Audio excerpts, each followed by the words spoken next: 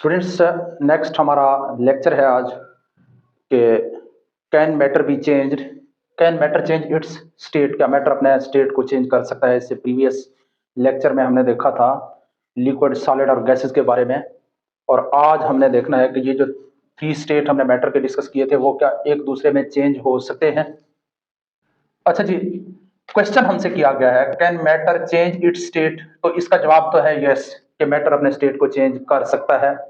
Matter के state हमने discuss किए थे, थ्री स्टेट्स। थ्री स्टेट कौन से थे? सॉलिड, सॉलिड और इसके अलावा लिक्विड, लिक्विड और गैस।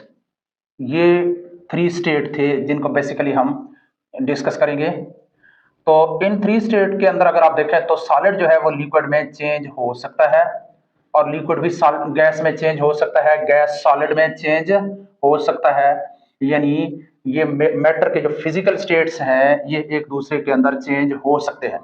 अब हमने आगे जाके डिस्कस करना है कि सॉलिड लिक्विड के अंदर किस तरह चेंज होगा और उस प्रोसेस का नाम क्या है। इसी तरह से लिक्विड भी सॉलिड में चेंज हो सकते हैं और उस प्रोसेस को हम देखेंगे, उसका नाम क्या है। जब लिक्विड गैस में चेंज होंगे तो इस प्रोसेस का नाम क्या है वो हम डिस्कस करेंगे, और इसी तरह से गैस भी वापस लिक्विड में चेंज हो सकते हैं तो उस प्रोसेस को भी हम देखेंगे, उसका नाम क्या है और ये कैसे वाकया होता है। इसी तरह से सॉलिड जो है, गैस सॉलिड में चेंज हो सकता है तो सॉलिड भी गैस में चेंज हो सकता है। इस प्रोसेस को भी हम आगे देखेंगे डिटेल के साथ। अच्छा जी, शुरू करते हैं। सबसे पहले लिक्विड का सॉलिड का लिक्विड में चेंज होना। सॉलिड का, सॉलिड टू लिक्विड, सॉलिड का लिक्विड में चेंज होना। सॉलिड जब लिक्विड में चेंज होता है तो इस प्रोसेस का नाम है मेल्टिंग। मेल्टिंग, मेल्टिंग यानी सॉलिड का लिक्विड में चेंज होना मेल्टिंग कहलाता है। यह होता कैसे है? आपके पास है एक सॉलिड, इस कंटेनर के अंदर फर्ज करते हैं आपने यहाँ पे बर्फ रखा हुआ है, आइस है, और आप क्या कर रहे हैं, इसको हीट कर रहे हैं। जब आप हीट करेंगे तो आपको पता है आइस जो है पहले तो सॉलिड शक्ल में है, आइस सॉलिड है, लेकिन जब आप इसको हीट करेंगे तो ये लिक्विड वाटर में चेंज होना शुरू हो जाएगा। आपके पास आइस है, आइस हीट करने पर लिक्विड में चेंज हो रहा है। अब ये कैसे वाकया होता है? अब देखें, यहाँ सॉलिड के पार्टिकल्स हैं, ये सॉलिड के पार्टिकल्स हैं आपके सामने। इन सॉलिड के पार्टिकल्स के दरमियान जो है स्पेसेस बहुत छोटे छोटे हैं, ना होने के बराबर हैं, बल्कि नेग्लिजिबल है, समझे, है ही नहीं। तो ये सॉलिड के जो पार्टिकल्स हैं ये फ्री मूव नहीं कर सकते। एक मूवमेंट दिखा सकते हैं, वाइब्रेशनल मूवमेंट, सिर्फ अपने एक्सिस के गिर्द वाइब्रेट कर सकते हैं। यानी एक पार्टिकल अगर यहाँ पे है तो ये पार्टिकल यहाँ से थोड़ा यहाँ और यहाँ से यहाँ इतनी सी मूवमेंट जो है वो शो कर सकता है, अदरवाइज ये मूवमेंट नहीं शो कर सकता। तो फर्ज करते हैं यहाँ पे पानी के मॉलिक्यूल्स हैं और इनकी कोई फ्री मूवमेंट नहीं है। अब क्या होगा जब आप इनको हीट कर रहे हैं? तो हीट क्या है? एनर्जी है, मींस के अब आप इनको एनर्जी प्रोवाइड कर रहे हैं। अब जब आप इसको एनर्जी प्रोवाइड कर रहे हैं तो इसकी जो वाइब्रेशनल जो मोशन है ये क्या हो जाएगा? इंक्रीज हो जाएगा। यानी पहले अगर यहां से यहां तक वाइब्रेट कर सकता था तो अब यहां से यहां और यहां से यहां तक वाइब्रेट करेगा। तो वाइब्रेशनल मोशन इसकी इस तरह से हीट मिलने की वजह से बढ़ना शुरू हो जाएगा, और एक वक्त आ जाएगा तो ये इंटरमॉलिक्यूलर फोर्सेस जो है इतने वीक हो जाएंगे कि ये लिक्विड जैसे हो जाएंगे। जितने लिक्विड के अंदर इंटरमॉलिक्यूलर फोर्सेस है उसके बराबर हो जाएंगे, और नतीजा ये निकलेगा कि ये जो पार्टिकल्स है ये इस तरह से, जैसे लिक्विड के पार्टिकल फ्री मूव करने लग जाते हैं तो सॉलिड के पार्टिकल्स मेल्ट होने पर फ्री मूव करने लग जाते हैं। तो इस कंडीशन को हम कहते हैं मेल्टिंग पॉइंट। इस कंडीशन को क्या कहेंगे? जिस टेम्परेचर के ऊपर सॉलिड जो है वो लिक्विड में चेंज हो रहा है उस टेम्परेचर को हम कहते हैं मेल्टिंग पॉइंट। मेल्टिंग पॉइंट के ऊपर यही होता है कि सॉलिड के पार्टिकल्स का वाइब्रेशनल मोशन बढ़ते बढ़ते इस तरह हो जाता है कि सॉलिड के पार्टिकल्स लिक्विड की तरफ फ्री मूव करने लग जाते हैं। अच्छा जी, होता क्या है?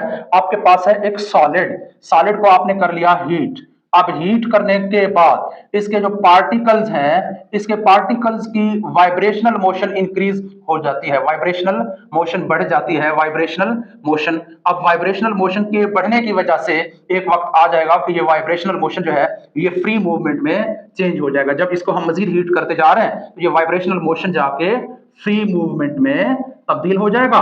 तो फ्री मूवमेंट में जब तब्दील हो जाएगा तो लिक्विड जो है वो क्या हो जाएगा? सॉलिड जो है वो लिक्विड में चेंज हो जाएगा, और इस कंडीशन को हम मेल्टिंग कहते हैं। इस प्रोसेस को हम क्या कहते हैं? Melting.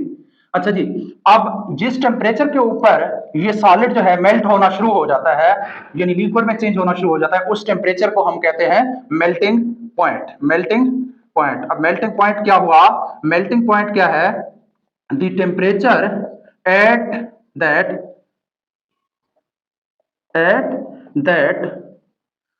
a solid start to change in liquid, solid जो है लिक्विड में चेंज होना शुरू हो जाता है, एवापोरेशन।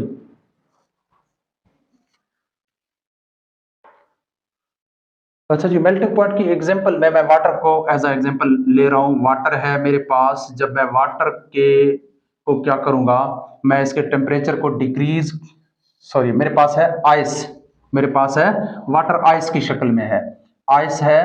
अब आइस के टेम्परेचर को जब मैं इंक्रीज करूंगा तो मैं इसको हीट दूंगा, तो हीट की वजह से आइस किस चीज में तब्दील हो जाता है, लिक्विड वाटर में, लिक्विड वाटर। अब इस टेम्परेचर को जिसके अंदर एक आइस जो है वो लिक्विड में चेंज हुआ, या आइस लिक्विड वाटर में चेंज हुआ, या कोई भी सॉलिड जो है वो लिक्विड में चेंज हो जाती है, उस टेम्परेचर को तो हम कहेंगे मेल्टिंग पॉइंट। अब यहाँ पे एग्जांपल के तौर पर हमने आइस लिया हुआ है, तो आइस या वाटर जो है, वाटर का जो मेल्टिंग पॉइंट है, वाटर का मेल्टिंग पॉइंट जो है वो 0 डिग्री सेंटीग्रेड है। अब 0 डिग्री सेंटीग्रेड को अगर हम केल्विन में चेंज करें तो डिग्री सेंटीग्रेड प्लस 273.15, तो हमारे पास आ जाएगा केल्विन में, तो ये क्या बन जाता है 273.15 केल्विन। यानी जो मेल्टिंग पॉइंट है वाटर का वो आप 0 डिग्री सेंटीग्रेड भी कह सकते हैं, 273.15 केल्विन भी कह सकते हैं, सेम चीज है। किसी भी चीज का सब्सटेंस का जो टेम्परेचर है वो कांस्टेंट हो जाता है, चेंज नहीं होता। यानी जिस टेम्परेचर पे कोई चीज मेल्ट हो रहा होता है तो उस टेम्परेचर वो जो टेम्परेचर है वो जाके कांस्टेंट हो जाती है। At melting point temperature remains constant, temperature remains constant. इसको समझे जरा, टेम्परेचर रिमेन्स कांस्टेंट ये कैसे, क्या मतलब। अच्छा जी, ये इस तरह है कि फर्ज करते हैं आप क्या कर रहे थे, आप आइस को मेल्ट कर रहे थे, गर्म कर रहे थे, तो आपने यहाँ पे एक थर्मामीटर भी इसके अंदर डिप किया हुआ है। अब इस थर्मामीटर के जरिए से आप टेम्परेचर को भी नोट कर रहे हैं, यहाँ थर्मामीटर है, इस थर्मामीटर के जरिए से आप टेम्परेचर को नोट कर रहे हैं। आप नोट करेंगे कि 0 डिग्री सेंटीग्रेड अगर माइनस में है, पहले थर्मामीटर का टेम्परेचर या जो भी है, फर्ज करें 0 है तो इसका 0 ही रहेगा जब तक कि ये पूरे का पूरा आइस जो है वो लिक्विड में चेंज है, मुकम्मल तौर पे लिक्विड में चेंज ना हो जाए। देखें पहले तो अगर टेम्परेचर इंक्रीज कोई और चीज है, फर्ज करें आइस का तो 0 डिग्री सेंटीग्रेड है, अगर कोई और चीज है ऐसा जिसका मेल्टिंग पॉइंट थोड़ा हाई है, तो फर्ज करते हैं अगर सोडियम क्लोराइड है, यहाँ पे आपने रखा हुआ है, तो सोडियम क्लोराइड का जो मेल्टिंग पॉइंट है वो 800 डिग्री सेंटीग्रेड है। अब फर्ज करते हैं अगर टेम्परेचर यहाँ पे आप देख रहे थे बढ़ रहा था जब उसको आप हीट कर रहे थे, तो 800 डिग्री सेंटीग्रेड पे टेम्परेचर पहुंच के रुक जाती है जब तक के सारे का सारा NaCl जो है वो लिक्विड में चेंज ना हो जाए, टेम्परेचर वहीं पे रुका रहेगा।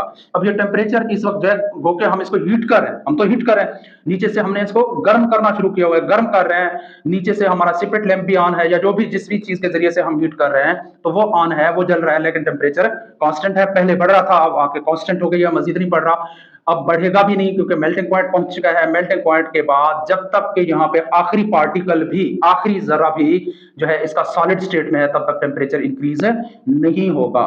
तो कहने का मतलब यह है कि मेल्टिंग पॉइंट के ऊपर टेम्परेचर जो है वो कांस्टेंट रहती है। वजह क्या है इसके पीछे, रीजन क्या है कि मेल्टिंग पॉइंट के ऊपर टेम्परेचर कांस्टेंट है, इसके पीछे रीजन ये है कि जब मेल्टिंग पॉइंट पहुंच जाती है तो आपको पता है लिक्विड्स जो है उसके पार्टिकल्स के मूवमेंट में, फ्री मूवमेंट में इजाफा हो रहा है और इनके इंटरमॉलिक्यूलर फोर्सेस जो है वो कम होते जा रहे हैं। तो ये जो आप टेम्परेचर सप्लाई कर रहे होते हो, ये टेम्परेचर क्या करता है, ये टेम्परेचर जो है इंटरमॉलिक्यूलर फोर्सेस को, टेम्परेचर इंटरमॉलिक्यूलर फोर्सेस को तोड़ने के लिए यूज हो रहा होता है।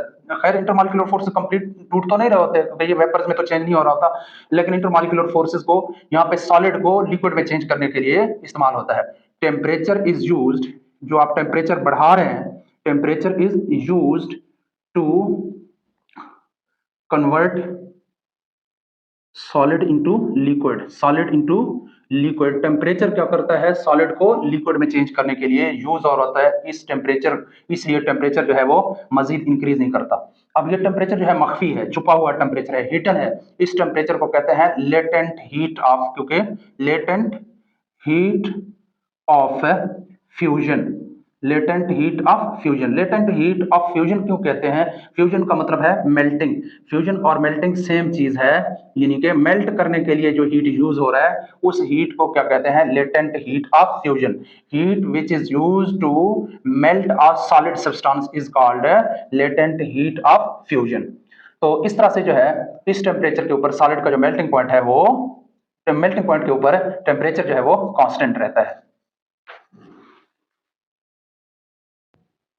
अच्छा जी, अब अगर हम एनर्जी चेंजेस की बात करें तो एनर्जी चेंजेस जो है वो आइस जो है उसकी एनर्जी लेस है, आइस की एनर्जी लेस है, जबकि जो लिक्विड वाटर है उसके अंदर जो एनर्जी है वो हाई है, उसके अंदर एनर्जी हाई है, जबकि आइस के अंदर एनर्जी कम है। अब वजह क्या है कि लिक्विड स्टेट में पार्टिकल्स के अंदर हाई एनर्जी है, जबकि आइस स्टेट में या सॉलिड स्टेट में पार्टिकल्स के अंदर हाई एनर्जी नहीं है, कम है। अब ये एनर्जी कहाँ से आता है, ये एनर्जी जो है ये वही लेटेंट हीट ऑफ फ्यूजन है जो कि अब लिक्विड के अंदर मौजूद है। सॉलिड के अंदर तो ये लेटेंट हीट ऑफ फ्यूजन नहीं है, जबकि लिक्विड स्टेट में चूंकि इसने एनर्जी को एब्जॉर्ब किया हुआ है, हीट को एब्जॉर्ब किया हुआ है, तो इसलिए लिक्विड स्टेट के अंदर जो एनर्जी होती है वो हमेशा सॉलिड स्टेट की एनर्जी से ज्यादा है। इसी तरह से अब अगर हम लिक्विड को गैस में चेंज कर रहे हो, लिक्विड है हमारे पास, लिक्विड को चेंज कर रहे हैं गैस में, तो इस प्रोसेस का नाम है वेपराइजेशन। प्रोसेस का नाम क्या है, वेपोराइजेशन, वेपराइजेशन। अच्छा जी, लिक्विड गैस में चेंज हो रहा है, वेपराइजेशन इसको कहते हैं। और जिस टेम्परेचर के ऊपर लिक्विड गैस में चेंज होता है उस टेम्परेचर को हम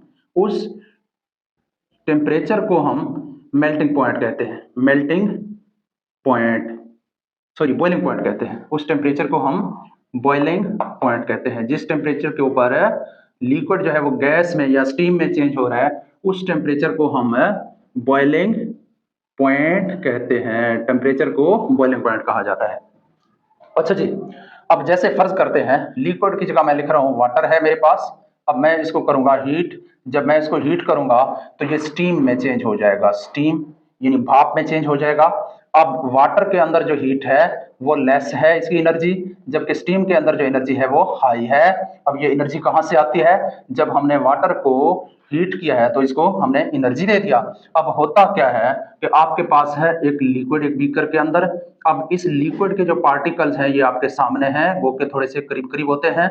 अब इस लिक्विड के जो पार्टिकल्स हैं इन पार्टिकल्स के अंदर एनर्जी है, इस एनर्जी को हम कहते हैं काइनेटिक एनर्जी।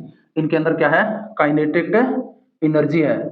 अच्छा, काइनेटिक एनर्जी के अलावा इन पार्टिकल्स के दरमियान एक और चीज भी है, ये पार्टिकल एक दूसरे को अपनी तरफ अट्रैक्ट भी करते रहते हैं, यानी फोर्स ऑफ अट्रैक्शन भी पाए जाते हैं इनके दरमियान। एक तो इनका काइनेटिक एनर्जी है जिसकी वजह से ये मूव कर रहे होते हैं, दूसरा इनके अंदर इंटरमॉलिक्यूलर फोर्सेस होते हैं, इंटरमॉलिक्यूलर फोर्सेस, इंटरमॉलिक्यूलर फोर्सेस। अच्छा जी, अब होता क्या है, ये एक दूसरे के उलट हैं, यानी अगर आप काइनेटिक एनर्जी को इंक्रीज करेंगे, काइनेटिक एनर्जी को अगर आप इंक्रीज करेंगे तो इंटरमॉलिक्यूलर फोर्सेस जो है वो डिक्रीज हो जाएंगे, डिक्रीज, डिक्रीजेज। अच्छा जी, अब आप बहुत ज्यादा इंटर काइनेटिक एनर्जी को इंक्रीज कर रहे हो, हीट की शक्ल में हीट दे रहे हो तो काइनेटिक एनर्जी वो इंक्रीज हो रहा है। अब एक वक्त आ जाएगा कि इंटरमॉलिक्यूलर फोर्सेस डिक्रीज होते होते इस कदर डिक्रीज हो जाएंगे, ये देखें ये मॉलिक्यूल्स हैं, अगर इन्होंने एक दूसरे को अट्रैक्ट किया हुआ है अपनी तरफ है तो ये क्या करेंगे, ये इंटरमॉलिक्यूलर फोर्स के जरिए से जिन्होंने अट्रैक्ट किया हुआ है तो ये इंटरमॉलिक्यूलर फोर्सेस कमजोर होते होते उस लेवल तक पहुंच जाएंगे कि ये इंटरमॉलिक्यूलर फोर्सेस यहां से टूट जाए। जब ये बंधन टूट जाए तो फिर क्या होगा, लिक्विड जो है, लिक्विड के पार्टिकल्स मॉलिक्यूल्स अपनी सतह को छोड़कर, लिक्विड की सतह को छोड़कर बाहर एवापरेट हो जाते हैं, वेपराइजेशन हो जाती है उनकी।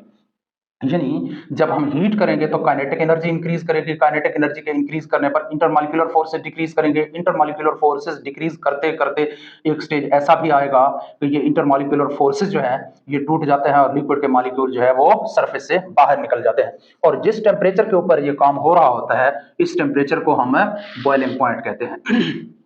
अच्छा जी, अब बॉइलिंग पॉइंट के भी कुछ एग्जांपल्स आपके सामने देते हैं। बॉइलिंग पॉइंट के एग्जांपल्स, जैसे वाटर की ही बात करते हैं, एग्जांपल्स वाटर जो है, वाटर का बॉइलिंग पॉइंट है, बॉइलिंग पॉइंट वाटर का 100 डिग्री सेंटीग्रेड है। बॉइलिंग पॉइंट वाटर का जो बॉइलिंग पॉइंट है वो है 100 डिग्री सेंटीग्रेड। अच्छा जी, बात कर रहे थे वाटर के बॉइलिंग पॉइंट की। वाटर का जो बॉइलिंग पॉइंट है वो 100 डिग्री सेंटीग्रेड है। अब 100 डिग्री सेंटीग्रेड को अगर केल्विन में चेंज करना है तो 100 डिग्री सेंटीग्रेड प्लस 273.15 आप लिखें तो क्या आएगा, 373.15 केल्विन टेम्परेचर वाटर का बॉइलिंग पॉइंट है। अच्छा जी, एक और चीज के जो बॉइलिंग पॉइंट होता है, बॉइलिंग पॉइंट के ऊपर किसी भी चीज का जो टेम्परेचर है वो भी कांस्टेंट हो जाता है। जैसे मेल्टिंग पॉइंट के ऊपर किसी चीज का टेम्परेचर कांस्टेंट होता है, इसी तरह बॉइलिंग पॉइंट के ऊपर भी किसी सारी चीजों का, जितने भी सब्सटेंसेस हैं उनका टेम्परेचर कांस्टेंट रहता है। जैसे वाटर है, अगर वाटर का जो मेल्टिंग पॉइंट है, बॉइलिंग पॉइंट है वो 100 डिग्री सेंटीग्रेड है, तो इसका टेम्परेचर 100 डिग्री सेंटीग्रेड से आगे नहीं बढ़ेगा जब तक कि ये लिक्विड स्टेट के अंदर है, और 100 डिग्री सेंटीग्रेड से आगे इसके टेम्परेचर को मजीद आप बढ़ा नहीं सकते हो। अब इसके पीछे भी रीजन क्या है, वजह क्या है कि मेल्टिंग फ्रीजिंग पॉइंट के ऊपर भी टेम्परेचर कांस्टेंट रहता है। Temperature remains constant, temperature remains constant, remains constant at freezing point, at boiling point, sorry boiling point. Boiling point के ऊपर टेम्परेचर कांस्टेंट क्यों रहता है, उसकी वजह ये है कि ये देखें, ये इंटरमॉलिक्यूलर फोर्सेस मौजूद हैं इन मॉलिक्यूल्स के दरमियान। अब इस टेम्परेचर के ऊपर, बॉइलिंग पॉइंट के ऊपर जितना भी आप टेम्परेचर, अब बॉइलिंग पॉइंट जब पहुंच जाती है तो आप जितना भी टेम्परेचर अब मजीद बढ़ा रहे हो तो ये टेम्परेचर किसी और काम के लिए यूज नहीं होगा, बल्कि इन इंटरमॉलिक्यूलर फोर्सेस को तोड़ने के लिए यूज होगा। तो क्योंकि आप जितना हीट इसको प्रोवाइड कर रहे हैं, वो हीट क्या कर रहे हैं, इंटरमॉलिक्यूलर फोर्सेस को तोड़ के लिक्विड को वेपर्स में चेंज कर रहा है, तो इसलिए टेम्परेचर जो है वो कांस्टेंट रहता है। अच्छा जी, बिकॉज आप जो हीट यूज कर रहे हो, heat is used to convert, किस चीज को कन्वर्ट, या to break intermolecular forces between liquid molecules, to break intermolecular forces between liquid particles। Heat जो है वो यूज हो रहा है लिक्विड पार्टिकल्स के दरमियान इंटरमॉलिक्यूलर फोर्सेस को तोड़ने के लिए। अच्छा जी, नेक्स्ट हम देखेंगे कि सॉलिड जो है वो लिक्विड में कैसे चेंज होता है। लिक्विड का, सॉलिड का गैस में चेंज होना, सॉलिड गैस में डायरेक्टली चेंज हो जाता है। सॉलिड अगर डायरेक्टली गैस में चेंज हो रहा है तो इस प्रोसेस को हम कहते हैं सब्लिमेशन। सब्लिमेशन क्या हुआ बच्चे, the process in which solid directly changes into gaseous phase is called without changing into liquid. The process in which solid substance directly change हो जाता है, किस चीज में, changes into liquid phase, changes into gaseous phase without changing into liquid में तब्दील हुए बगैर, without changing into liquid state में चेंज हुए बगैर अगर सॉलिड डायरेक्टली गैस में चेंज हो रहा है तो इस प्रोसेस का नाम हो गया सब्लिमेशन। यहां पे भी मैं लिख सकता हूं सब्लिमेशन। अच्छा जी, इसकी एग्जांपल क्या है, जैसे अमोनियम क्लोराइड, एग्जांपल क्या है, अमोनियम क्लोराइड NH4Cl, इसको जब हम हीट करते हैं तो अमोनियम क्लोराइड जो कि सॉलिड शक्ल में है, तो वो डायरेक्टली जो है अमोनियम क्लोराइड जो है वो गैस की शक्ल अख्तियार कर लेती है, NH4Cl गैस में चेंज हो जाता है। तो इस प्रोसेस का नाम क्या हुआ, सब्लिमेशन। अब सब्लिमेशन में भी यही है कि जो सॉलिड स्टेट है उसमें क्या होता है, उसकी एनर्जी कम होती है, सॉलिड स्टेट की एनर्जी कम होती है, गैसियस स्टेट की एनर्जी ज्यादा होती है। अब एनर्जी को हम कहते हैं लेटेंट हीट ऑफ सब्लिमेशन। इस हीट को क्या कहते हैं? Latent heat of A sublimation. Latent heat of sublimation से क्या मुराद है कि बच्चे वो हीट जो यूज होती है किस चीज को, वो हीट जो मौजूद होती है गैशियस फेज के अंदर, किसी भी सॉलिड सब्सटेंस को गैशियस फेज में चेंज करने के लिए यूज होती है, उस हीट को हम कहते हैं लेटेंट हीट ऑफ सब्लिमेशन। अच्छा जी, इसी तरह से अगर लिक्विड जो है वो गैस में चेंज हो रहा है तो उसको हम कहते हैं latent heat of vaporisation. Next, अच्छा जी, इसी सब्लिमेशन का एक उलट प्रोसेस है डेपोजिशन। डेपोजिशन क्या है? एक ऐसा प्रोसेस है जिसमें एक गैस जो है वो डायरेक्टली चेंज हो जाता है सॉलिड के अंदर, डायरेक्टली गैस चेंज हो जाता है सॉलिड के अंदर without changing to liquid. Liquid phase में चेंज होने से पहले ही सॉलिड हालत में आ जाती है। इस प्रोसेस का नाम है डेपोजिशन। अच्छा जी, तो इसमें होता क्या है? इसमें हम हीट को कम करते हैं, decreasing heat by decreasing temperature. By decreasing temperature को क्या करते हैं? डिक्रीज करते हैं। ये प्रोसेस उस वक्त होता है जब हम टेम्परेचर को डिक्रीज करते हैं। एंड इंक्रीजिंग प्रेशर, जब हम किसी चीज के ऊपर प्रेशर बढ़ाते हैं और टेम्परेचर कम कर देते हैं तो वो गैस से सॉलिड में भी चेंज हो सकता है, गैस से लिक्विड में भी चेंज हो सकता है। तो ये चीजें तो आगे जाके डिस्कस करेंगे कि टेम्परेचर और प्रेशर किस तरह से एक फिजिकल स्टेट को दूसरे फिजिकल स्टेट में चेंज करवा सकता है। लेकिन यहाँ पे इस वक्त इस डेपोजिशन प्रोसेस की एक एग्जाम्पल है। एग्जाम्पल क्या है? अच्छा जी, हमारे पास है कार्बन डाइऑक्साइड है जो कि गैस की शक्ल में है। अब इस कार्बन डाइऑक्साइड के साथ हमने क्या करना है? डिक्रीज टेम्परेचर को क्या कर देते हैं? बहुत ज्यादा डिक्रीज कर देते हैं, डिक्रीजिंग टेम्परेचर। और प्रेशर को उसके ऊपर क्या कर देते हैं? हाई कर देते हैं, इंक्रीजिंग प्रेशर। जब हम प्रेशर को हाई करेंगे और टेम्परेचर को डिक्रीज करेंगे तो फिर ये कार्बन डाइऑक्साइड गैस जो है ये सॉलिड कार्बन डाइऑक्साइड में चेंज हो जाती है, सॉलिड स्टेट में आ जाती है। इसको ड्राई आइस भी कहते हैं। सॉलिड कार्बन डाइऑक्साइड को ड्राई आइस भी कहा जाता है। तो ड्राई आइस जो है ये क्या है? सॉलिड कार्बन डाइऑक्साइड ही है। अच्छा जी, नेक्स्ट हमने देखना है कि किस तरह से जो है मुख्तलिफ जो स्टेट होते हैं मैटर के वो एक से दूसरे में चेंज हो जाते हैं, उसके कंडीशंस क्या होते हैं। अच्छा जी, सबसे पहले तो मैं एक यहाँ पे एक डायग्राम बना रहा हूँ आपको समझाने के लिए। मेरे पास है एक सॉलिड। अगर सॉलिड, अभी हम डिस्कस कर रहे थे, सॉलिड जो है वो लिक्विड में चेंज हो सकता है। सॉलिड अगर लिक्विड में चेंज हो रहा है तो इस प्रोसेस का नाम है फ्यूजन या मेल्टिंग, फ्यूजन। अच्छा जी, इसी तरह से ये लिक्विड जो है ये वापस सॉलिड में भी चेंज हो जाता है। लिक्विड का सॉलिड में चेंज होना इसको कहते हैं सॉलिडिफिकेशन या फ्रीजिंग। सॉलिडिफिकेशन या इसको फ्रीजिंग भी कहा जाता है। जैसे पानी जो है वो जम जाता है, आइस की शक्ल अख्तियार कर लेता है, उसको फ्रीजिंग भी कहते हैं। इसी तरह से लिक्विड जो है ये गैस की शक्ल में इसको हम कन्वर्ट कर सकते हैं। लिक्विड को गैस की शक्ल में चेंज करने के प्रोसेस का नाम है वेपराइजेशन।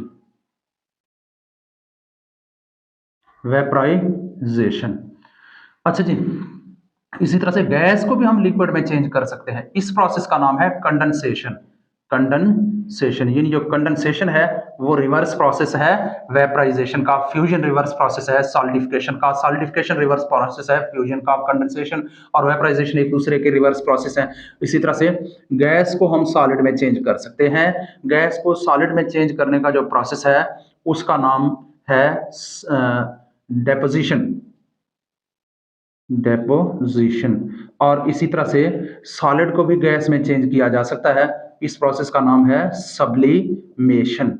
यानी ये जो प्रोसेस है ये कोई कंडीशन के मोहताज है। जी बिल्कुल, फिजिकल कंडीशंस के मोहताज होते हैं। तो इस तरह से फिजिकल कंडीशंस को चेंज करके हम एक स्टेट को दूसरे में चेंज कर सकते हैं। ये फिजिकल कंडीशंस कौन से हैं? एक है टेम्परेचर और दूसरा है प्रेशर। टेम्परेचर और सेकंड है प्रेशर।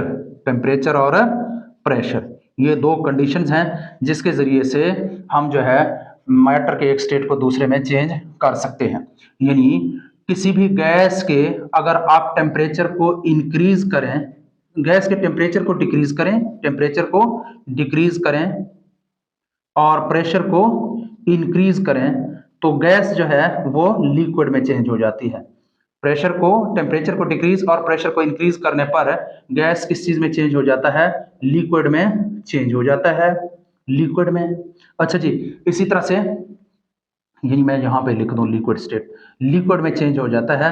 और इसी तरह से अगर हम मजीद क्या करें, मजीद हम क्या करें, टेम्परेचर को डिक्रीज करें, मजीद फर्दर डिक्रीज करें, डिक्रीज टेम्परेचर और फर्दर जो है हम प्रेशर को इंक्रीज करेंगे तो मजीद जो है ये लिक्विड जो है, ये लिक्विड जो है वो कंडेंस होके, सॉरी लिक्विड जो है ये सॉलिड में चेंज हो जाती है, फ्रीज हो जाती है, तो ये सॉलिड में चेंज हो जाती है। इस तरह से हम टेम्परेचर को कम करके किसी गैसियस स्टेट को लिक्विड में और फिर लिक्विड स्टेट से उसको सॉलिड में चेंज कर सकते हैं, टेम्परेचर को कम करके और प्रेशर को बढ़ा के।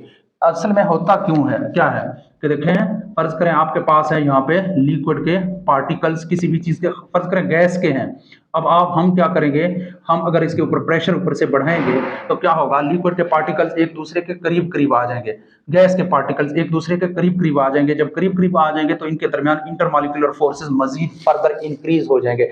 अब इंटरमॉलिक्यूलर फोर्सेस के इंक्रीज होने की वजह से इनकी काइनेटिक एनर्जी जो है, एक तो हम इनको इंटरमॉलिक्यूलर फोर्सेस को प्रेशर बढ़ा के डिक्रीज कर रहे हैं, फिर हम टेम्परेचर को जब डिक्रीज कर रहे हैं, टेम्परेचर के डिक्रीज होने से इनकी काइनेटिक एनर्जी कम हो जाती है। जब काइनेटिक एनर्जी कम हो जाती है तो मैं अभी आपको बता रहा था कि काइनेटिक एनर्जी रिवर्स है, इंटरमॉलिक्यूलर फोर्सेस का उलट है, इनवर्सली प्रोपोर्शनल है। अब अगर क्या हो रहा है कि हम टेम्परेचर को डिक्रीज कर रहे हैं तो इंटरमॉलिक्यूलर फोर्सेस बढ़ेंगे, क्यों? क्योंकि काइनेटिक एनर्जी कम हो रही है। इसी तरह से प्रेशर को बढ़ाएंगे तो मॉलिक्यूल्स एक दूसरे के करीब आएंगे और करीब आने पर भी इनके दरमियान इंटरमॉलिक्यूलर फोर्सेस बढ़ते जाएंगे, चाहे लिक्विड है चाहे वो गैस है। जैसे जैसे हम प्रेशर बढ़ाते जाएंगे, टेम्परेचर को कम करते जाएंगे, तो अगर गैस है तो लिक्विड, लिक्विड से फिर लिक्विड सॉलिड में चेंज हो सकता है। अब अगर इसी प्रोसेस को हम रिवर्स कर दें, यानी अगर हम टेम्परेचर को, सॉलिड के टेम्परेचर को इंक्रीज कर दें और प्रेशर को डिक्रीज कर दें तो सॉलिड वापस लिक्विड में चेंज हो जाता है। इसी तरह से हम क्या करेंगे, लिक्विड के टेम्परेचर को इंक्रीज कर दें और प्रेशर को जो है डिक्रीज कर दें तो लिक्विड वापस जो है गैसियस स्टेट में चेंज हो जाती है। इस तरह से हम एक फिजिकल स्टेट को दूसरे फिजिकल स्टेट में चेंज कर सकते हैं। अच्छा जी, नेक्स्ट हम देखेंगे एवापोरेशन।